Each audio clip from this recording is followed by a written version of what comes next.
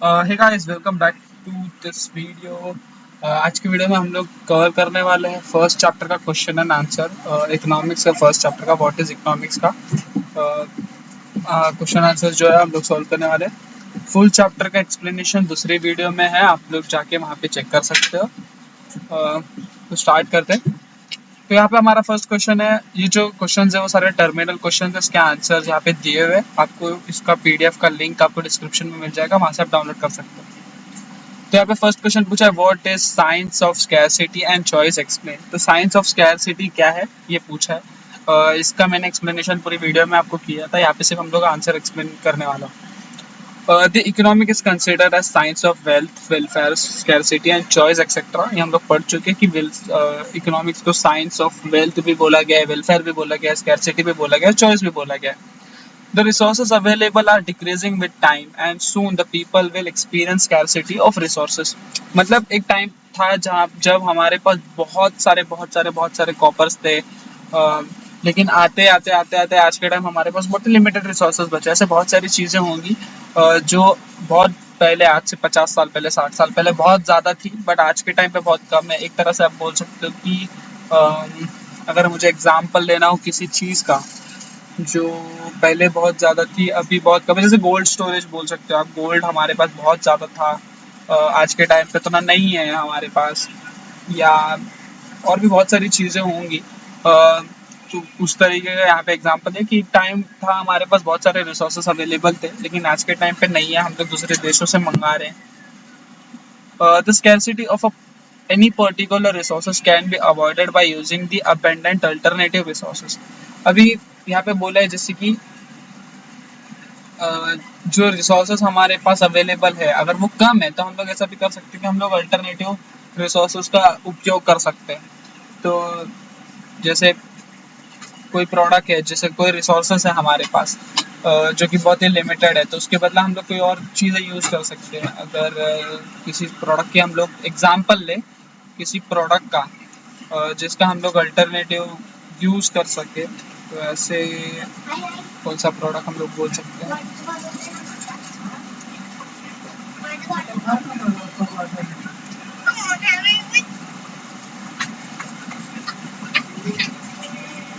जैसे कि hydro energy हो गया, जो कि पहले पानी से चलता था लेकिन अभी सोलर विंड से चलता है।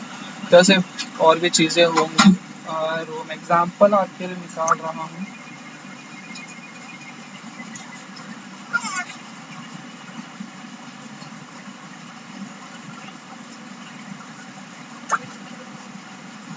तो यहाँ पे एग्जाम्पल है, जैसे हाइड्रो एनर्जी या फिर रिसोर्स एनर्जी जो है, जो पानी से चलता था, जो पानी से चलता था बट अभी विंड एनर्जी से चलता है, सोलर एनर्जी से चलता है। तो उसको हम लोग एक अल्टरनेटिव यूज बोल सकते हो। आज के टाइम पे मेजर अगर कहा जाए तो सबसे अच्छा अल्टरनेटिव यूज का एग्जांपल है ईवी। जैसे कि पहले हम लोग क्या, पहले मतलब अभी भी यूज कर रहे हैं हम लोग पेट्रोल, बट उसको भी धीरे धीरे alternative use ethanol plus petrol वाला यूज कर रहे हैं। फिर अभी एक और अल्टरनेटिव है हमारे पास, ईवी है। फिर हाइड्रोजन से भी गाड़ी अभी चल रही है, जैसे नितिन गडकरी जी भी बता रहे थे।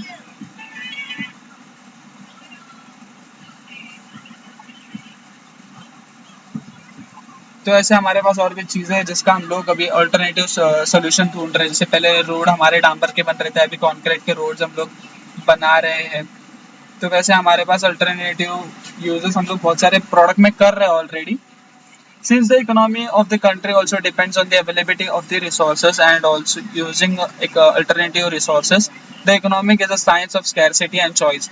तो इकोनॉमिक जो है वो एक scarcity, science of scarcity and choice है। किस तरह से कि हमारे पास इतने कम रिसोर्सेज है कि हम लोग को भी चॉइस करना पड़ रहा है, अल्टरनेटिव रिसोर्सेज चूज करने पड़ रहे हैं। तो यही फर्स्ट आंसर है हमारा कि इकोनॉमिक जो है उसको साइंस वेल्थ भी बोला गया है, साइंस ऑफ वेल्थ भी बोला गया है, वेलफेयर भी बोला गया है, स्कैरसिटी भी बोला गया है, चॉइसेस भी बोला गया है। और रिसोर्सेज जो अवेलेबल है वो इतने कम आज के टाइम पे हो गए कि हम लोग को अल्टरनेटिव रिसोर्सेज ढूंढने पड़ रहे हैं, क्योंकि रिसोर्सेज जो है वो बहुत ही स्कैर्स है। तो अच्छा, एक एग्जांपल आप लोग अगर एग्जांपल पूछा है तो आप ये लिख सकते हो कि आज के टाइम पे हम लोग पेट्रोल को छोड़ हम लोग अल्टरनेटिव सोल्यूशन की तरफ जा रहे हैं, ईवी की तरफ।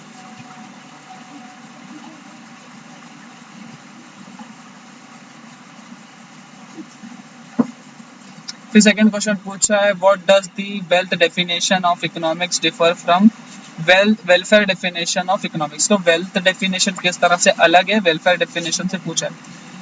The economic was considered as a science of wealth of the economic deals with the wealth creation, nature of wealth and cause of wealth etc.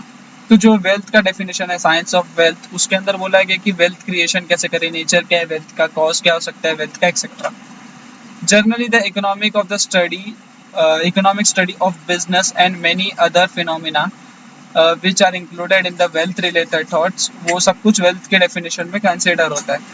with the creation of deals with the creation, nature and cause of wealth, whereas the welfare deals with quantitative aspects of economics. फिर इधर पे question है third कि different क्या है, difference between micro and macro.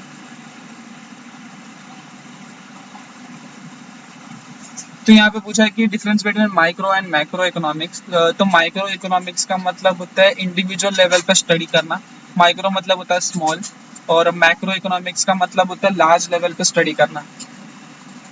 अब micro economic जो है वो डील करता है जैसे demand, supply factors, pricing, production consumption मोर।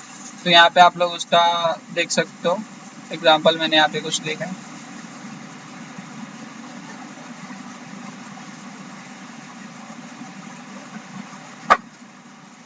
फिर उधर पे बाजू में मैंने वहाँ पे दिया हुआ है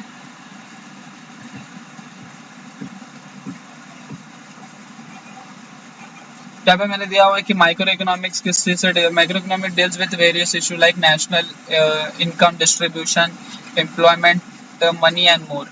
तो ये सब के बारे में माइक्रो इकोनॉमिक जो है वो डील करता है। Micro economic normally India level पे इकोनॉमिक को डील करता है, किस तरह से बजट होना चाहिए, किस तरह से डिस्ट्रीब्यूशन होना चाहिए, किस तरह से इन्वेस्टमेंट होना चाहिए, ये सब कुछ माइक्रो इकोनॉमिक्स के अंदर आता है, माइक्रो इकोनॉमिक्स के अंदर आता है।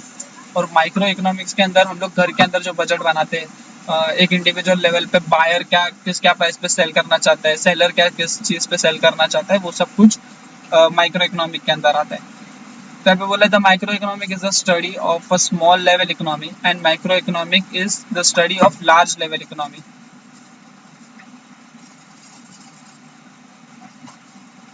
फिर फोर्थ क्वेश्चन दिया distinguish between positive and normative economic by giving example.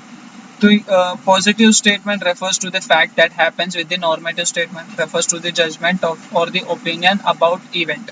तो एग्जाम्पल के लिए हम लोग के पास ऑलरेडी जो बुक के अंदर एग्जाम्पल दिए हैं, आप उसमें से एक एक एग्जाम्पल लिख लेना। यहाँ पे पॉजिटिव इकोनॉमिक्स का मतलब होता है कि हम लोग क्या है फैक्ट के ऊपर बात कर रहे हैं, और नॉर्मेटिव का मतलब होता है हम लोग जजमेंट करना। तो ये रहे आपके क्वेश्चन, जिसके अंदर मैं चाहिए तो एग्जांपल्स ऐड कर दूंगा, एक एक एग्जांपल डाल दूंगा पॉजिटिव स्टेटमेंट के ऊपर और नॉर्मेटिव स्टेटमेंट के ऊपर। बाकी आपको अगर पूरा चैप्टर का एक्सप्लेनेशन चाहिए तो आप लोग वीडियो में जाके देख सकते हो, और आगे के चैप्टर्स के वीडियो मैं डालते रहूँगा टाइम टू टाइम, तो उसके लिए सब्सक्राइब करके रख लेना चैनल। ठीक है, thank you very much for watching this video.